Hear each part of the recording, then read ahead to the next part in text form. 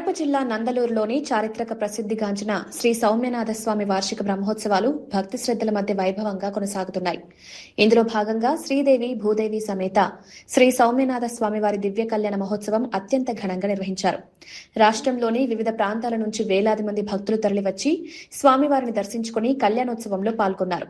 గోవింద నామస్మరణతో ఆలయ ప్రాంగణం మార్మోగింది. ఎత్తైన వేదికపై స్వామివారిని వివిధ రకాల పుష్పాలు, స్వర్ణాభరణాలతో అద్భుతంగా అలంకరించడంతో భక్తులు భక్తి పారవస్యంలో మునిగిపోయారు. వేద పండితులు వేద మంత్రోచ్చరణలు చేయగా మంగళ వాయిద్యాల నడుమ కళ్యాణం కమనీయంగా జరిగింది. తిరుమల తిరుపతి దేవస్థానం అధికారులు పట్టు వస్త్రాలు, ముత్యాల తరంబ్రాలను సమర్పించగా ఆలయ అర్చకులు వారికి పూర్ణ కుంభ స్వాగతం పలికారు.